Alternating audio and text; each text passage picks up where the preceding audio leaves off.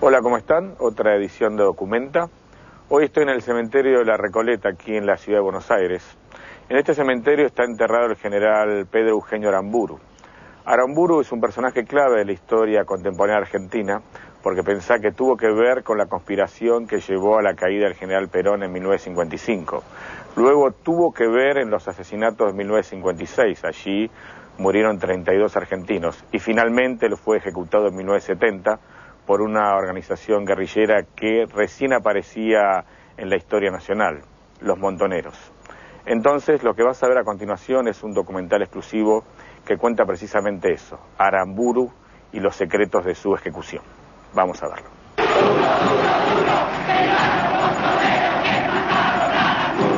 Están los compañeros, los gloriosos compañeros de la FAP, la FARC, los montoneros y los descamisados, que son sencillamente las primeras expresiones armadas de la política revolucionaria que lleva el conjunto del pueblo peronista.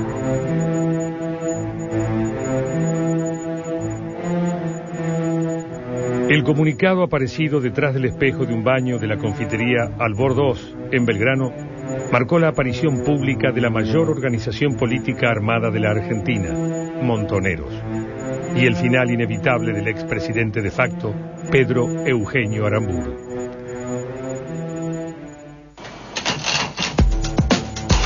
Perón vuelve, Buenos Aires, 29 de mayo de 1970. Comunicado número 1 al pueblo de la nación. Hoy, a las 9:30 horas, nuestro comando procedió a la detención de Pedro Eugenio Aramburu, cumpliendo una orden emanada de nuestra conducción. Sobre Pedro Eugenio Aramburu pesan los cargos de traidor a la patria y al pueblo y asesinato en la persona de 27 argentinos. Los Montoneros convocamos a la resistencia armada contra el gobierno gorila y oligarca, siguiendo el ejemplo heroico del general Valle y todos aquellos que brindaron generosamente su vida por una patria libre, justa y soberana. Perón o muerte. ¡Viva la patria! Comando Juan José Valle, Montonero. Aramburu, yo siempre le decía, cuidado mi general, que se habla de que van a matar o secuestrar a algún general, tenga cuidado. Y él me decía, si me lo quieren hacer a mí, lo van a hacer. Ah, me dice, pero yo tengo un revólver. ¿Sabes dónde tenía un revólver? Arriba lo leí. Y me lo muestra. Yo creo que el tema de Aramburu fue un acto de justicia por parte del pueblo, porque Aramburu fue el responsable, el máximo responsable de los fusilamientos y de los bombardeos a la Plaza de Mayo, de los fusilamientos del general Juan José Valle, del teniente coronel Coborno. O sea, hay una serie de antecedentes respecto a Aramburu muy claros en la historia. El día que secuestraron a Aramburu salieron de esta casa, sí. Salieron de esta casa Norma Rostito, Fernando Almedina, Carlos Maguid, y fueron recogiendo a otros en el camino.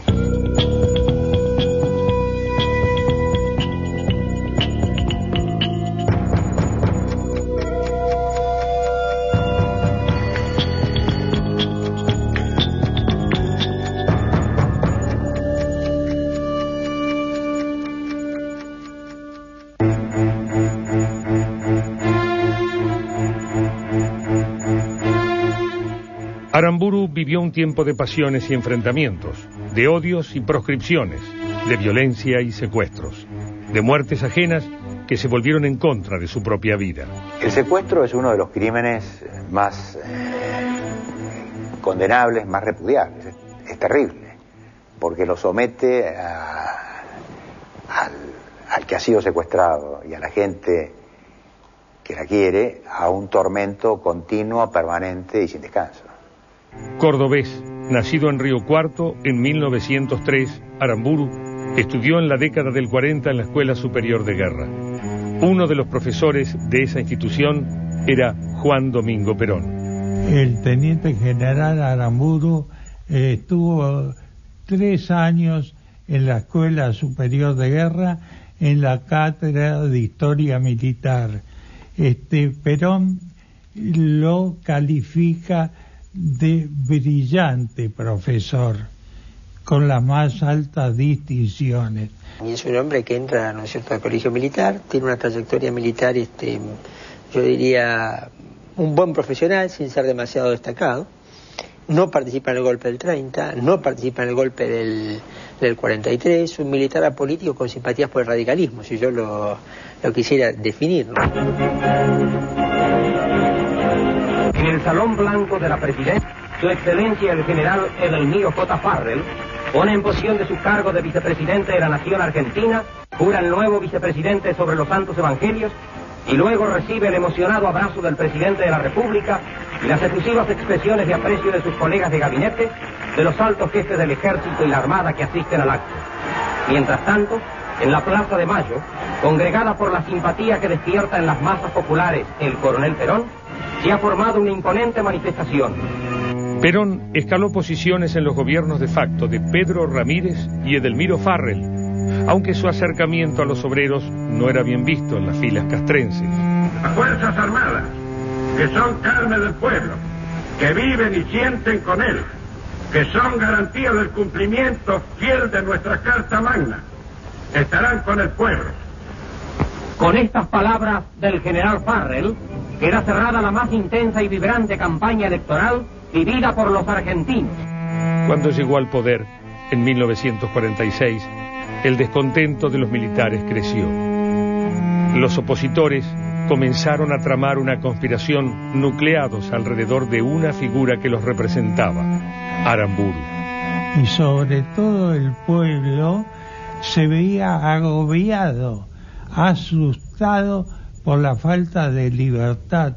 Los partidos políticos en ese momento tampoco podían expresarse en libertad, porque Perón tenía restringido la libertad de expresión. El peronismo demostró que por las urnas era imposible de vencer. En 1952 hay elecciones y Perón es reelecto presidente con casi el 60% de los votos, o un poco más del 60% de los votos. Ante esa imposibilidad empiezan los fragotes o golpes militares. El primer intento para derrocar a Perón ocurrió en septiembre de 1951, después del retiro de la candidatura a vicepresidente de su esposa, Evita, en la fórmula que buscaba la reelección. El golpe lo lideró el general Benjamín Menéndez. Aramburu estaba en Brasil como agregado militar. Bueno, si bien tenía contacto con el teniente o con el general Menéndez,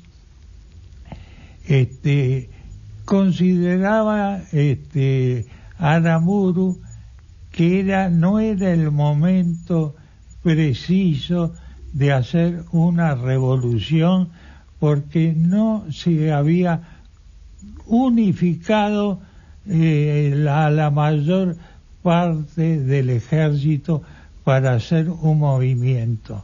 Sin embargo, el general Aramburu lo apoya en un momento, apoya ese movimiento.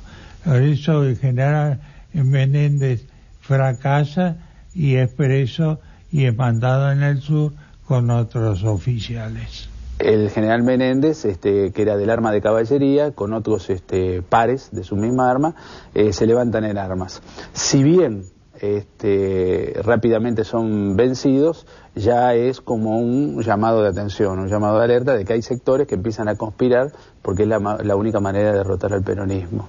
Evita creo que eso lo vio claro, aunque ya estaba bastante mal de salud, y con algunos obreros, con algunos dirigentes obreros de la CGT, de la Confederación General del Trabajo, tienen la idea de hacer milicias populares. Ese proyecto luego queda en la nada por la muerte de Evita.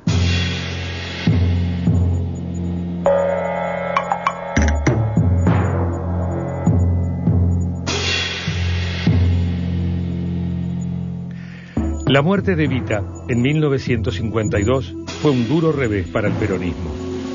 El gobierno se debilitó, pero Aramburu no quiso acelerar el golpe.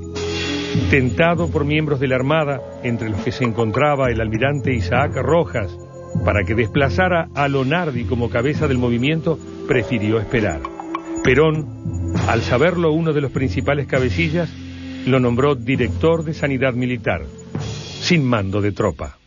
Tenía un cargo que era el comando de sanidad, digamos, un cargo que no tenía relevancia, y desde esta posición pasa a ser el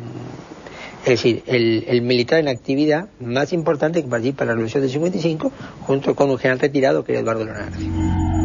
El 16 de junio de 1955, aviones de la Marina bombardearon la Casa de Gobierno y la Plaza de Mayo. La sublevación fue sofocada, pero el saldo de las bombas dejó más de 300 muertos y miles de heridos. Momentos hubo en que en la histórica plaza pudo contemplarse como un símbolo, única entre la metralla, el humo y la muerte, la blanca y augusta silueta de la pirámide de la Libertad. Bueno, salieron algunos aviones, bombardearon Casa de Gobierno y Plaza de Mayo. Yo fui testigo desde la Escuela de Informaciones del comienzo del bombardeo, pero por desgracia fracasó. Muchos de los aviones escaparon hacia el Uruguay, siendo bien recibidos, y se refugiaron allí.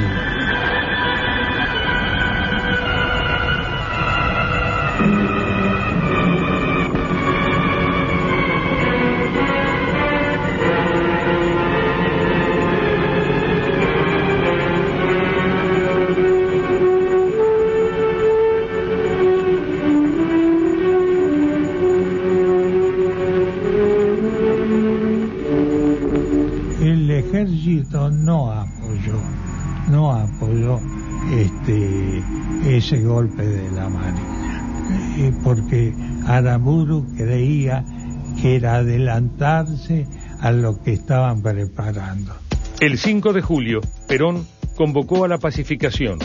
Sin embargo, las Fuerzas Armadas continuaron con la conspiración que culminó en el golpe del 16 de septiembre de 1955. Ante la aceptación del ultimátum que el día 19 de septiembre envió el contraalmirante Isaac F. Rojas, entonces al mando de la escuadra, la revolución quedó definitivamente consolidada. La lluvia que cayó en forma torrencial durante esos días no amilanó a los manifestantes porteños. Y Buenos Aires presentó este aspecto jubiloso bajo los paraguas que recordaba otra fecha que fue un día definitiva en la historia de la patria, un 25 de mayo de 1810. Es un movimiento que tiene tres focos. Uno es la Armada, la Marina, Puerto Belgrano, Río Santiago. Otro foco es Córdoba, que lo subleva el general Lonardi, un general retirado. Y el tercer foco es Curuzucuatiá, que es el que subleva, ¿no es cierto?, Aramburu. Y la radio del Estado anuncia la renuncia del presidente. La noticia invade las calles de la ciudad. Una mañana muy temprano, veo por la ventana enfrente mío a Perón con 4 a 6 hombres. Perón se había refugiado en la embajada del Paraguay, caminado media cuadra con esa gente, y después me di cuenta que estaba esperando un vehículo para escaparse. Bueno, lo llamo y le digo, ¿qué hago? Y mátelo, me dice, mátelo. Bueno, y digo, y lo mato. ¿Qué van a pensar? No de mí, de mis hijos en el mañana, ¿no? Esos pensamientos que te duran 3 segundos, ¿no? Entonces, mientras pensaba eso, vuelvo para realmente buscar el arma. Vuelvo de nuevo donde estaba Perón con un arma. Ya Perón estaba en la esquina. Sabía así. Estaba en la esquina y lo vino a buscar un coche y se había ido a la cañonera. el general Eduardo A. Lonardi aprestábase a viajar para asumir el cargo de presidente provisional de la nación. Eduardo Lonardi tomó el poder al frente de la llamada Revolución Libertadora con una política de conciliación. Aramburu fracasa en Curuzúcatea, digamos, el foco que él trata de sublevar fracasa, ¿no es cierto? Pero quedó como, después de Lonardi, como la figura del ejército más relevante después del 55. Formada en la cubierta, la tripulación recibía el aplauso entusiasta de un pueblo que se multiplicó para poder estar presente en tantos lugares a los que sus ansias de agradecimiento y su entusiasmo lo llevaban. Ante los vítores de la multitud, el contraalmirante Rojas atribuyó el triunfo a sus compañeros, no a él. De lo ocurrido poco después en Plaza de Mayo, quedan como un documento histórico estas escenas, en las que se la ve colmada de un público que desbordaba a lo largo de cuadras y cuadras por Diagonal Norte, Diagonal Sur, calles adyacentes y Avenida de Mayo. Vía esta que estaba prácticamente cubierta de manifestantes hasta la Avenida 9 de Julio. Y allí, en Plaza de Mayo, estaba el pueblo, no para tributar su adoración a un hombre, sino para avivar a una revolución que venía a devolver su verdadero significado a la más preciada de todas las palabras: libertad. Bueno, el pueblo peronista vivió con gran dolor la revolución. El primer lema de la Revolución Libertadora fue ni vencedores ni vencidos. Pero de vicepresidente juró el almirante Isaac Rojas. Aramburu fue nombrado jefe del Estado Mayor del Ejército. Los dos, liberales, tenían al neoconservador y nacionalista Lonardi como un enemigo. Bueno, ahí lo que tenemos es un conflicto interno dentro de lo que fue de la llamada Revolución Libertadora, ¿no es cierto?, entre un Lonardi que intenta una política más conciliadora hacia el peronismo, su consigna vencedores y vencidos, su entrevista con los dirigentes sindicales peronistas, y los sectores más, yo diría, más fervientemente antiperonistas, que querían más un cambio de régimen político, ¿no es cierto? Lonardi era un hombre que estaba vinculado al nacionalismo católico y que uno de los proyectos del sector nacionalista católico era el de mantener la estructura totalitaria que existía en ese momento y apoyándose en el sistema sindicalista vertical que se había montado en la época de Perón, llamar inmediatamente elecciones y tomar ellos el gobierno. Ante las presiones de las tres Fuerzas Armadas, el 13 de noviembre, Lonardi renunció. Y se lo nombra a Aramburu como presidente de la nación y piden a Marina el nombramiento de vicepresidente. Marina reincide el nombramiento del almirante Rojas. Mi padre nunca fue amigo de Rojas. El problema de los gobiernos militares es que, a diferencia de lo que sucede en un proceso democrático, donde la gente que tiene una afinidad ideológica se agrupa dentro de un partido político con el propósito de llegar al gobierno y establecer o implementar un plan de gobierno homogéneo y armónico, cuando se produce un golpe militar, lo que llegan son hombres con distintas idiosincrasias, con distintas pasiones, distintos puntos de vista, distintas ideologías totalmente opuestas. Entonces, es la gran debilidad que tienen los gobiernos de fuerza o los gobiernos militares. Permanentemente hay que estar tratando de conciliar puntos de vista opuestos, porque al contrario se produce una situación de confrontación y de anarquía. Es decir, mi padre no lo elige a Rojas como jefe de la Marina, ni Rojas lo elige a mi padre como jefe de la Marina. Pedro Eugenio Aramburu asumió la presidencia de facto a las 6 de la tarde del 13 de noviembre de 1955. No perdió tiempo. Se abandonó el ni vencedores ni vencidos.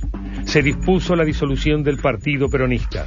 Se proscribió a todos sus dirigentes y se clausuraron los periódicos afines al régimen depuesto. Hoy parece casi inentendible lo que es el antiperonismo en esa época, era un sentimiento así. Mi opinión, yo creo que el momento de la historia argentina del siglo XX, que la Argentina estuvo más cerca de la guerra civil, fue la Revolución del 55. Pedro Eugenio Aramburu intervino la Central de Trabajadores y los sindicatos quedaron a cargo de los oficiales de las Fuerzas Armadas. En ese marco, resultó muy fácil que el teniente coronel Carlos Eugenio Mori Kenin ingresara el 22 de diciembre al edificio de la CGT, al frente de un grupo armado para llevar adelante una orden presidencial: secuestrar el cuerpo embalsamado de Eva Perón. En uno de los salones de la CGT estaba sobre una camilla el cadáver de Eva Perón. De vuelta se produjeron puntos de vista encontrados sobre qué es lo que se hacía con el cadáver. Existían sectores, no solamente dentro del gobierno militar, sino también dentro de los sectores políticos del país, que creían que era altamente peligroso para el mantenimiento de la paz social que ese cadáver existiera, y muchos propiciaban la destrucción del cadáver de Eva Perón. Mi padre se opuso a esa situación y como punto de equilibrio, de transición, con la Iglesia se pudo lograr una solución de equilibrio que consistía en trasladar los restos de Eva Perón, darles sepultura cristiana y establecer un plazo de tiempo que estaba vinculado con la muerte de mi padre, para que se diera a conocer el lugar donde estaba sepultado, de manera tal de que después se encontraran y se pudiera traerla o disponer sus parientes de la manera que mejor quisieran. Pero fundamentalmente el traslado fue para preservar los restos de Eva Perón. Él trató de atribuirle todo el efecto y toda la responsabilidad al servicio de inteligencia del ejército, donde había gente como 40 Casas, Moe Koenig y demás, que fueron los que materialmente se preocuparon de sacarlo de donde estaba, que estaba embalsamado en la Confederación General del Trabajo, y hacerlo desaparecer y llevarlo, con el tiempo se supo, a Milán, a Italia. Pero también cuesta creer que un presidente de la República no supiera lo que se hacía con los restos de Evita, ¿verdad? Perón comenzó a alentar la resistencia civil ante la serie de prohibiciones, y el general Juan José Valle se puso a la cabeza de un levantamiento el 9 de julio de 1956. La sublevación de Juan José Valle y su escaso grupo de militares y civiles fue sofocada el mismo día 9. Los cabecillas fueron detenidos, pero la dictadura quiso demostrar su autoridad. Después de casi 100 años de ser abolida la pena de muerte en el país, el gobierno ordenó ejecutar a los complotados. Entre el 10 y el 12 de junio fueron fusilados.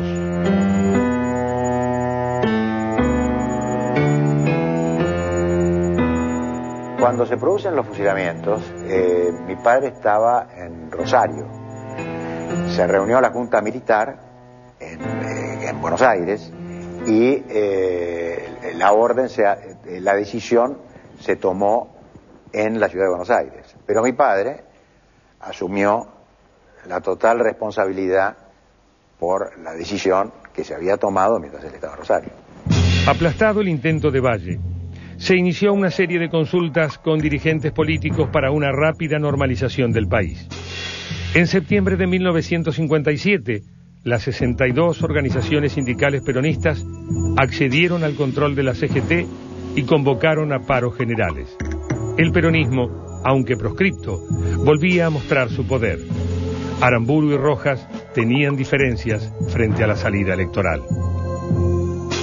Ellos tenían puntos de vista diferentes sobre cómo debía de conducirse este proceso. Estoy hablando de las cosas esenciales, ¿no es cierto?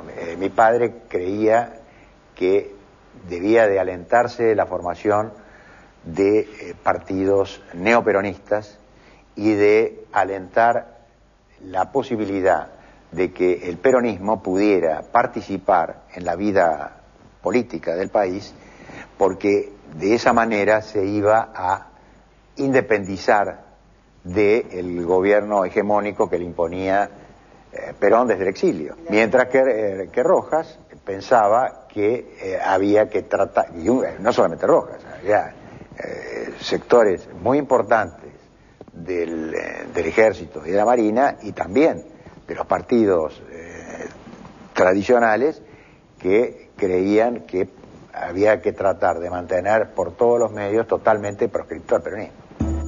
En las elecciones del 23 de febrero de 1958, proscripto al peronismo, triunfó Arturo Frondizi, de la Unión Cívica Radical Intransigente.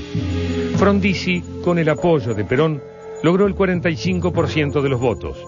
Aramburu le entregó el poder el 1 de mayo de 1958. Yo creo que los principales aciertos son básicamente dos. El principal acierto es mantener a ultranza un proceso de normalización democrática y entregar el poder a Frondizi, ¿cierto? Haber normalizado políticamente el país. Pero las presiones militares boicotearon al gobierno de Frondizi. Aramburu se reunió 2 veces con el presidente para pedirle que renuncie y evitar de esa manera la ruptura del orden institucional. El 28 de marzo de 1962, Frondizi fue reemplazado por José María Guido, presidente del Senado, quien llamó a elecciones para el año siguiente. Aramburu formó su propio partido, la Unión del Pueblo Argentino, UDELPA. En abril de 1963 fue proclamado candidato presidencial. Aramburu era un hombre que decía que no le gustaba la política, que no quería el cargo alguno, pero siempre me decía a mí que las circunstancias, por desgracia, las circunstancias lo llevaban. En 1963, Arturo Illia, de la Unión Cívica Radical del Pueblo, triunfó en las elecciones presidenciales con el 25% de los votos. Los sufragios en blanco del peronismo proscripto sumaron un 19%. UDELPA obtuvo el 14%. Illia asumió el 12 de octubre, pero fue depuesto 3 años después. El golpe de Estado lo encabezó el general Juan Carlos Onganía. Lo llamó Revolución Argentina. Aramburu sumaba un nuevo adversario y demasiado poderoso a los ya existentes. Podría suceder que sectores del gobierno de Onganía se hubieran sentido felices de la desaparición de mi padre, porque mi padre lo que propiciaba era la terminación del gobierno de Onganía y que se volviera a llamar a elecciones y se restableciera el orden constitucional en la Argentina. Eso desde un principio. Había participado en el derrocamiento de Perón, en el robo del cadáver de Evita, en los fusilamientos de los sublevados en 1956. Había decretado la prohibición de toda la simbología peronista. Se oponía al nuevo dictador de turno, Juan Carlos Onganía. A fines de los 60, con un país en estado de ebullición, Pedro Eugenio Aramburu tenía demasiados enemigos y todos estaban armados. Estamos terminando este primer bloque del documental exclusivo que estamos poniendo al aire, Aramburu, secretos de su ejecución. Estoy aquí en el cementerio de la Recoleta, donde finalmente Aramburu fue enterrado, muy cerca de la tumba de Evita. Qué paradoja de la historia. En definitiva, ¿cómo sigue la historia de Aramburu? Aramburu pensaba que había perdido las elecciones en 1962, que ya era una figura muy conocida y reconocida tanto por civiles como por militares, aunque un sector muy, pero muy importante de la sociedad lo odiaba por su gestión al frente de la Revolución Libertadora, lo que sucedió con el cadáver de Evita y los fusilamientos de 1956. Pero lo cierto es que Aramburu pensaba que a partir de la década del 60 iba a tener un lugar preponderante en la historia, y sin embargo la historia estaba agazapada preparando su final. Lo que vas a ver a continuación entonces, luego de la tanda, es este segundo bloque del documental sobre Aramburu, donde se pone en marcha una operación que se llamó Operación Pindapoy, donde en esa operación se cuentan las horas para asesinarlo a Aramburu. Entonces, ¿la muerte de Aramburu fue una operación montada por los montoneros o una ejecución planificada desde la Casa Rosada por un general llamado Onganía? Después de la tanda, quizás las respuestas a este acertijo. Ya venimos.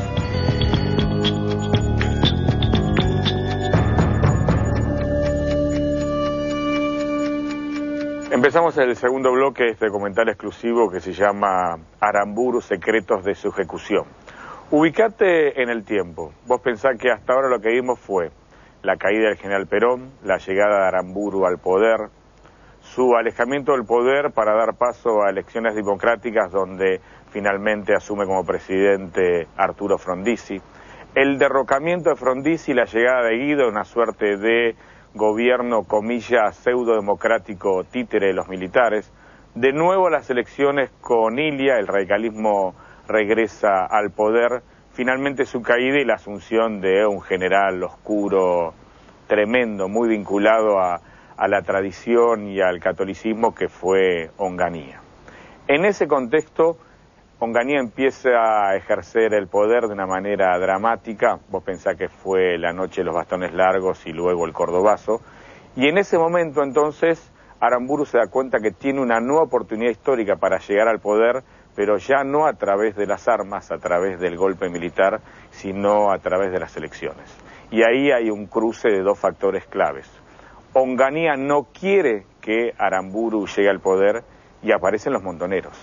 Vos pensás que había sucedido la Revolución Cubana, que un grupo de jóvenes argentinos empiezan a reclamar por el regreso de Perón, y entonces la mezcla de que vuelva el general, la Revolución Cubana y todo un giro a la izquierda que hay de las ideas, empiezan a alentar y alimentar un grupo de organizaciones armadas. Entonces surge el secuestro y la ejecución de Aramburu.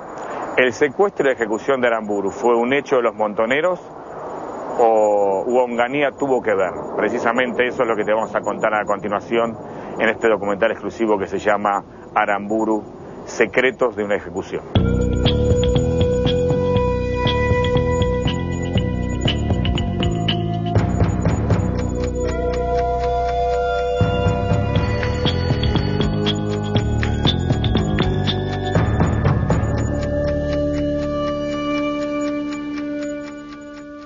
En 1966, con un golpe sobre el radical Arturo Ilia, el general Juan Carlos Onganía, enemigo declarado de Aramburu, concentró todo el poder en sus manos y desató una represión contra todas las formas de pensamiento disidente.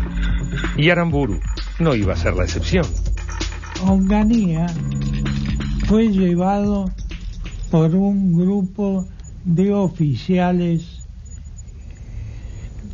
que no lo querían a Aramburu.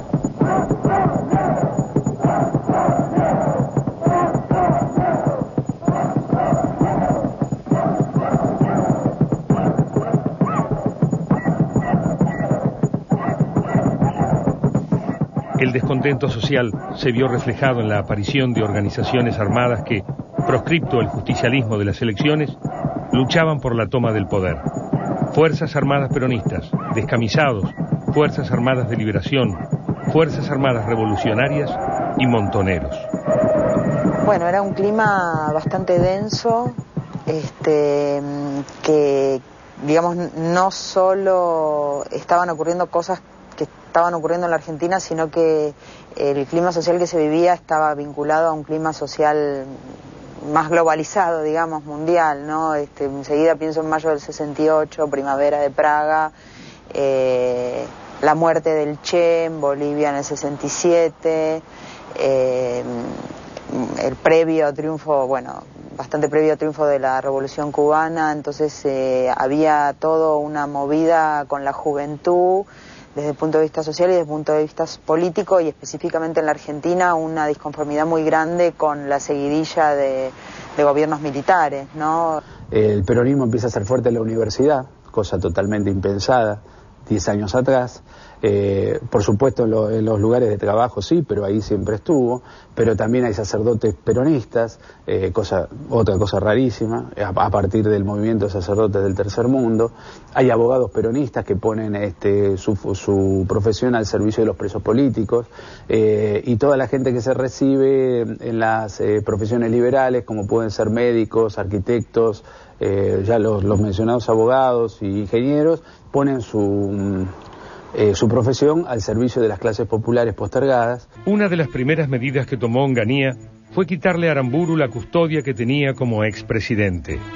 y poner al frente de la Secretaría de Inteligencia y del Ministerio del Interior a dos hombres que lo odiaban por su conspiración contra Lonardi, Eduardo Señoranz y Francisco Imaz. Hay elementos como para decir, Imaz pudo haber planteado una operación sobre Aramburu para desacreditarlo políticamente.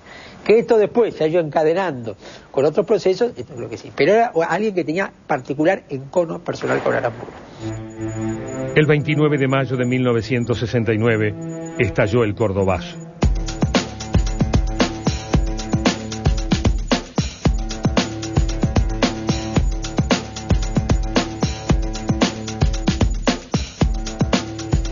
El descontento contra Onganía llegó hasta los sectores de poder. Aramburu, mientras tanto, sostenía que los gobiernos militares habían fracasado y era partidario de encolumnar el caudal peronista alejándolo de su líder natural. Para eso, había comenzado a reunirse con Augusto Timoteo Bandor, hombre fuerte de la Unión Obrera Metalúrgica. En esta casa, Bandor vino un montón de veces a esta casa de Aramburu, cenaba frecuentemente con Aramburu, y luego de que se entrevista con Perón en Irún, que viene muy temeroso cuando Perón le dice que lo iba a matar el movimiento o quizás la CIA, Bandor se entrevista acá en este edificio con Aramburu y Aramburu le ofrece hospedaje. Desde hace algunos minutos, un grave suceso conmueve al sindicalismo argentino. 5 individuos, en una operación típicamente de comandos, se apersonaron a la sede de la Unión Obrera Metalúrgica, hiriendo, se cree ahora mortalmente, al líder metalúrgico Augusto Bandor.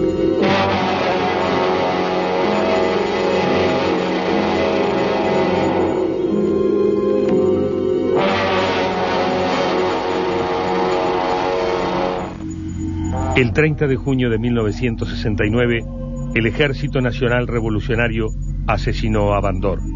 Por su parte, los montoneros comenzaban a planificar un secuestro. Bueno, Montoneros en realidad originalmente surge de una red de pequeñas organizaciones en distintos lugares del país, fundamentalmente el Córdoba, Santa Fe, Rosario, Buenos Aires, que se van como armando en los distintos sentidos de la palabra. Ese núcleo está liderado por Fernando Abal Medina,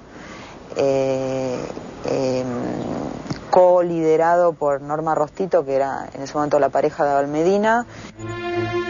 Aramburu estaba en la mira de varios frentes.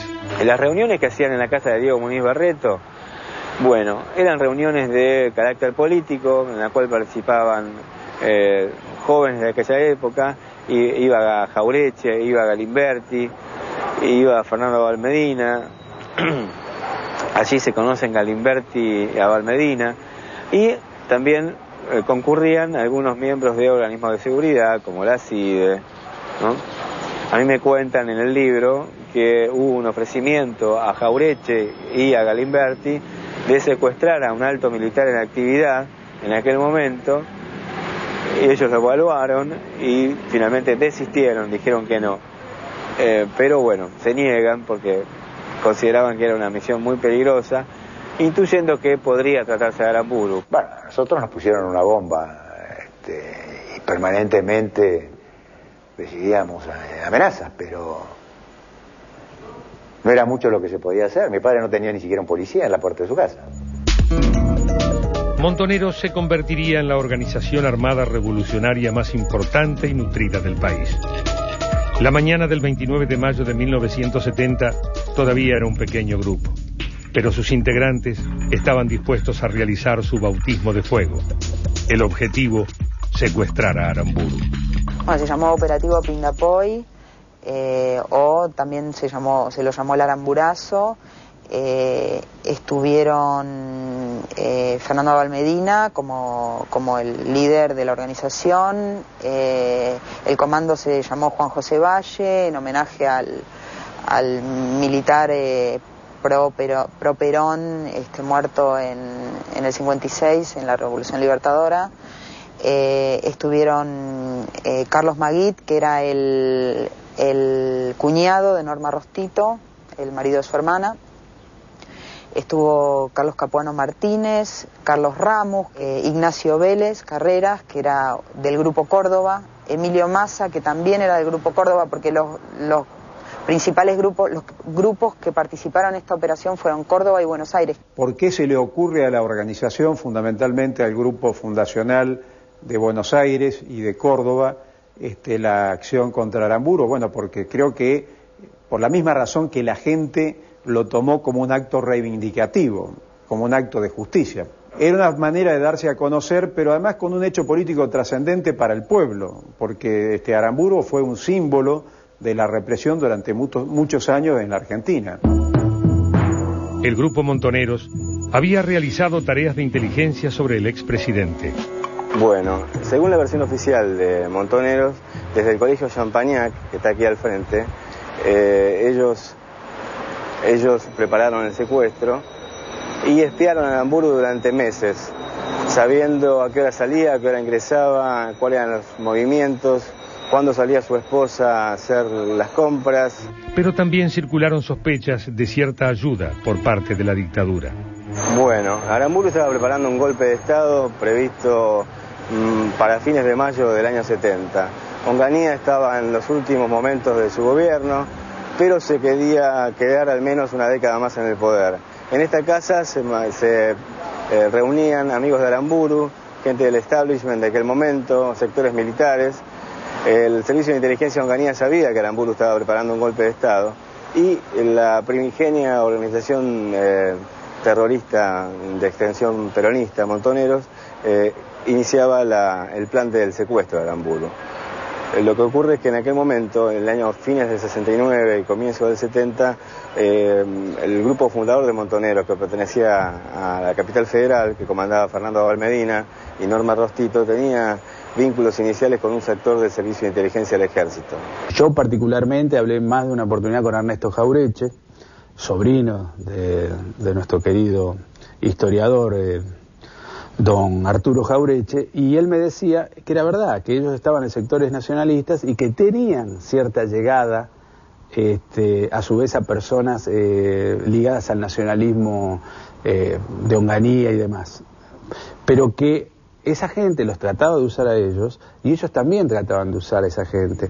El 29 de mayo de 1970, un Peugeot 504 fue estacionado al lado de la entrada del departamento del expresidente. Mientras Fernando Abal Medina, Ignacio Vélez y Emilio Massa ingresaron al edificio, un grupo de apoyo continuó dando vueltas a la manzana de Montevideo, Santa Fe, Paraná y Marcelo T. de Alvear. Salen de Parque Chas, van subiendo los distintos integrantes del hecho en el camino y llegan a que Carlos Maguid está vestido de cura, los demás están vestidos de militares y Norma Rostito está camuflada, digamos, la práctica del camuflaje era algo que había aprendido en su entrenamiento en Cuba. Ella y Abal Medina habían estado en Cuba entrenando. Ella era morocha, tenía una peluca rubia, un revólver en la cartera. Ella hizo de campana en la vereda de Montevideo 1053, donde en el piso 8A vivía Aramburu, y Fernando Abal Medina y Emilio Massa subieron a invitar a Aramburu. La mujer los hizo pasar, les sirvió un café, digamos, aparentemente todo el mundo creyó que realmente eran militares. Y hubo todo un preparativo previo de este hecho.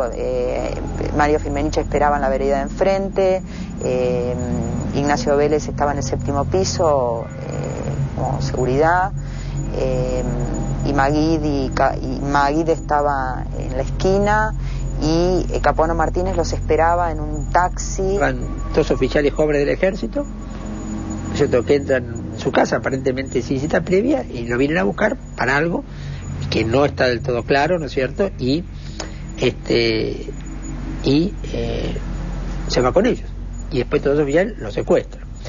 Evidentemente no eran 2 oficiales del ejército, eran 2 miembros de Montoneros, pero olvidemos que miembros de Montoneros habían hecho todo el liceo militar, o sea, habían hecho el liceo militar, eran subteniente de reserva, o sea que perfectamente por ellos aparentar ser un oficial joven no era algo tan impostado, porque muchos de ellos habían tenido formación en el Liceo Militar General Paz, ¿no es cierto?, sobre todo del grupo cordobés. Y ese fue, ¿no es cierto?, un secuestro sin violencia, porque él, de alguna manera, Aramburu cree que, seguramente, conjeturo, por algún problema de seguridad, o un traslado para ir a ver a alguien, cuestión que él no sospecha. Una vez que la esposa de Aramburu le dice que lo esperaban 2 militares en actividad, Aramburu sale, recién levantado, con la cara lavada, sin ducharse, con el mismo traje que se había puesto la noche anterior, lo saluda, los montoneros, según la versión oficial, ni siquiera tocan el café, mantienen un diálogo así de circunstancia, nota el tono cordobés de Massa, le pregunta si es de Córdoba, sí, le dice Massa. Y en ese momento se para Fernando Valmedina y le dice: general, usted viene con nosotros. Lo toma de un brazo y ahí Aramburu se da cuenta de que se trataba de un secuestro, pero muy bien no sabía si lo estaba secuestrando una organización terrorista o guerrillera. Ya en la calle, y luego de un cambio de vehículos, Ramos, Firmenich y Abal Medina continuaron camino con el secuestrado hacia la localidad bonaerense de Timote, donde la familia Ramos tenía una estancia, La Selma. El gobierno no hizo en un primer momento absolutamente nada. Parte del grupo volvió a la casa de la calle Bucareli en Parque Chas a redactar los comunicados, y donde después iban informando los pasos que fueron siguiendo, y después los demás fueron a Timote, donde tuvieron un camino bastante despejado. Y en Timote comenzó el juicio a Aramburu. Cuando deciden secuestrarlos, había un designado por parte de la Regional Buenos Aires, compañeros que iban a juzgarlo a Aramburu. No estaba definido qué se iba a hacer. Bueno, en Timote, según ellos mismos los contaron en el texto de la causa peronista, llevaron a Aramburu a un sótano de la casa de la quinta de la familia Ramos, distrajeron Carlos Ramos, distrajo al vasco, a Sebal, que era el cuidador, y en ese sótano tuvieron un par de días a Aramburu haciendo un juicio revolucionario a la manera cubana. La noticia conmocionó al país. Las versiones que circulaban hablaron de la mano del gobierno en el secuestro, y los círculos políticos señalaron que esa desconocida organización Montoneros estaba dirigida por los servicios de inteligencia del Estado. Como se sabía que Aramburu conspiraba contra Onganía, supusieron que lo habían mandado secuestrar para acabar con la conjura. Nosotros supimos realmente el secuestro por el primer comunicado. En el segundo comunicado nos mandan un documento y un avirome que tenía el general Aramburu, y en el tercer comunicado dicen que le iban a hacer juicio, y si lo encontraban culpable iban a fusilarlo y cambiar el cadáver de él por el de Eva Perón. Yo estaba en la casa de Aramburu con el almirante Rojas y el padre Iñaki de Aspiazo. Cuando se avisó de que lo habían secuestrado a mi padre, no se tomaron medidas hasta que pasaron 10 o 12 horas. Pero como yo no estaba dentro de la policía, ni sé cómo se pasan los partes, ni dejan de pasar los partes, lo que sí sé es que contra lo que es práctica en todas las sociedades civilizadas de la Tierra, mi padre no tenía absolutamente ninguna vigilancia. Doctor Talarico, usted hace 15 años es médico de la familia Aramburu. Exactamente. Anoche se dio un comunicado que dice que el teniente general tiene una enfermedad que de suspenderse el tratamiento podría agravarse. ¿Qué enfermedad es? Bueno, no podríamos hablar de enfermedad, ya como, y reitero lo que en otras oportunidades dije, precisamente insistir a sus secuestradores la necesidad de que ellos de alguna manera le hagan llegar ese medicamento. El 30 de mayo, el ministro del Interior, Francisco Imaz, inició una cacería entre las filas peronistas para demostrar que el gobierno trabajaba. Entre los detenidos estaba Raimundo Ongaro, líder de la combativa CGT de los argentinos. Los allegados a Aramburu sospecharon que era una manera de asegurarse que el secuestrado no apareciera. Bueno, Imaz tenía relación con los sectores nacionalistas de aquel momento. Era un cuadro de Onganía, un cuadro importante de Onganía. Representaba el nacionalismo más rancio, el antiperonismo, y cultivaba, a través del mayor Miori Pereira, relaciones con los sectores juveniles que se oponían al comunismo. En la estancia de Timote, Aramburu fue declarado culpable. Ese tribunal decide ejecutarlo, exactamente. Porque, ¿cuál es la diferencia entre decide asesinarlo, decide ejecutarlo? Yo creo que, y la diferencia creo que es la responsabilidad que tenía Aramburu clara y manifiesta de crímenes cometidos contra el pueblo. Los montoneros lo hacían responsable del fusilamiento de Valle y del fusilamiento de los militantes y de los civiles de José Luis Suárez. Y bueno, Aramburu era ciertamente responsable de esas muertes. Bueno, eso fue el germen de la violencia política en la Argentina. El fusilamiento de Valle, el fusilamiento de los civiles y militares de José Luis Suárez, la persecución política a las organizaciones sindicales que se oponían a la Revolución Libertadora, la persecución política al peronismo, a los símbolos del peronismo, a todo lo que culturalmente había generado el peronismo, a la ascendencia social que tenía el peronismo en aquel momento. Ese odio entre peronistas y antiperonistas fue lo que, de alguna manera, firmó la sentencia de muerte de Aramburu. El 1 de junio de 1970 se cumplió la sentencia de muerte. Seguramente la idea de matarlo estuvo desde el principio, obviamente. Entonces finalmente le termina pegando un par de tiros a Valmedina. Está Firmenich, que según este mismo texto, en el momento en que a Valmedina mata a Aramburu, él sube y hace ruido como para que nadie escuche los disparos. O sea, la versión oficial de los montoneros es que el único testigo de la muerte de Aramburu es el que lo mató, es a Valmedina. Y Carlos Ramos está como cuidando este tema de la seguridad, digamos.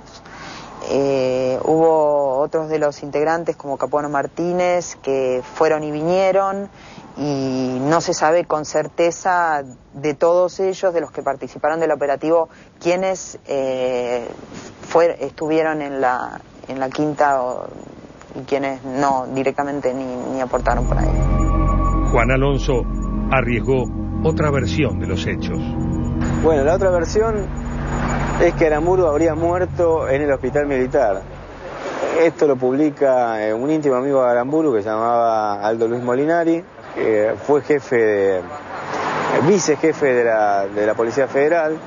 Él hizo una investigación paralela y llegó a la conclusión de que Aramburu había caído muerto de un infarto en el hospital militar, y que de eso habría sido testigo un comisario en actividad en aquel momento que se llamaba Sandoval, que fue custodia de Livingston, que luego sería presidente de facto de la nación.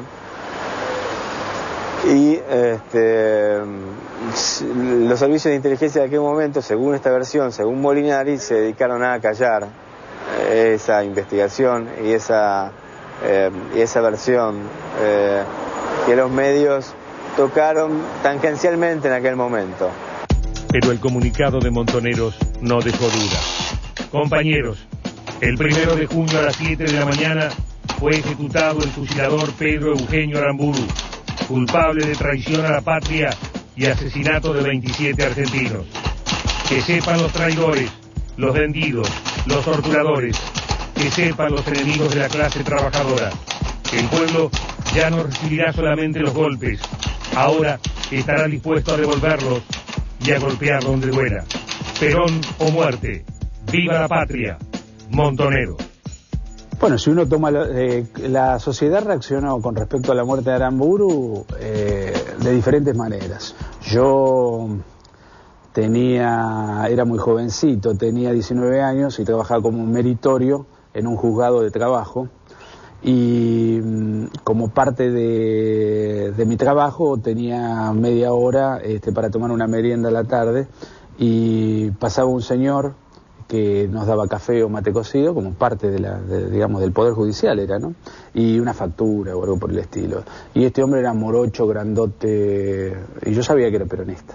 Entonces, en un momento, cuando sucedió este hecho del secuestro y ya después de la muerte de Aramburu, le digo: don Atanasio, ¿qué me dice de Aramburu?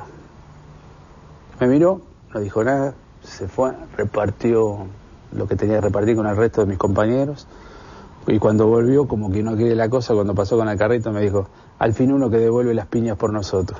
Los niños y Aramburu los odiaba, y por eso los mataron como perro a la patada. La caída de los primeros montoneros empieza a partir de un segundo hecho que provocan ellos, que es en La Calera, en Córdoba, que es un hecho que hacen fundamentalmente para recuperación de armas y dinero, digamos. Ahora usaban transmisores, grupo 1, gordo 1, flaco 1, todas esas así, enclave, personas jóvenes, diciéndonos que eran montoneros y que eran peronistas, y que nosotros no teníamos que ser policía más, y nos obligaron que cantáramos la marcha de muchachos peronistas. La Calera intentó ser un hecho, no obviamente de la magnitud del secuestro de Aramburu, pero intentó también tener un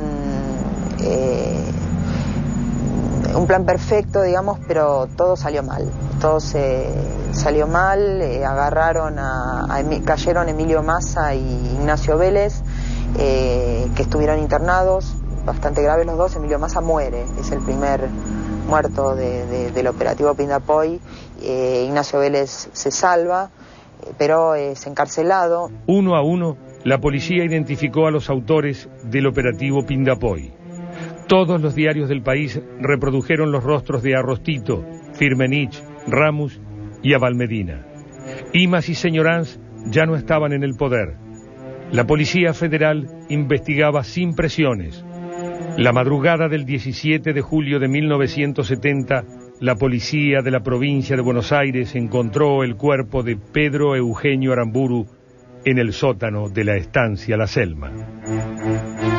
El 18 de julio de 1970, bajo una intensa lluvia, Pedro Eugenio Aramburu fue enterrado en el cementerio de La Recoleta. Se declaró Día de Duelo Nacional. Yo estuve ahí en el entierro, bastante gente también de ejército. Ya en el entierro y había bastante gente, sí. Sí, fue muy sentido el entierro, muy sentido. El 7 de septiembre se produjo otra gran baja en la cúpula de la organización Montoneros que había participado en el secuestro de Aramburu.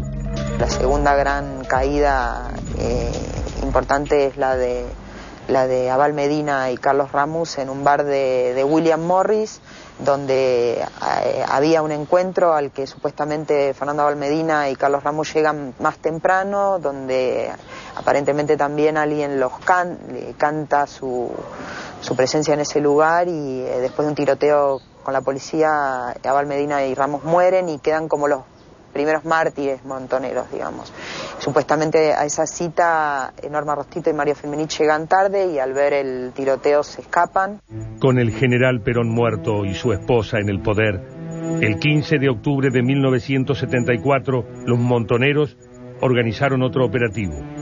Secuestraron el cadáver de Aramburu del cementerio de La Recoleta. El objetivo fue presionar al gobierno de Isabelita y López Rega para que trajera de regreso el cuerpo de Eva Perón a la Argentina. Al subadministrador y al sereno lo encerraron en una bóveda que está cercana aquí, en esta misma calle.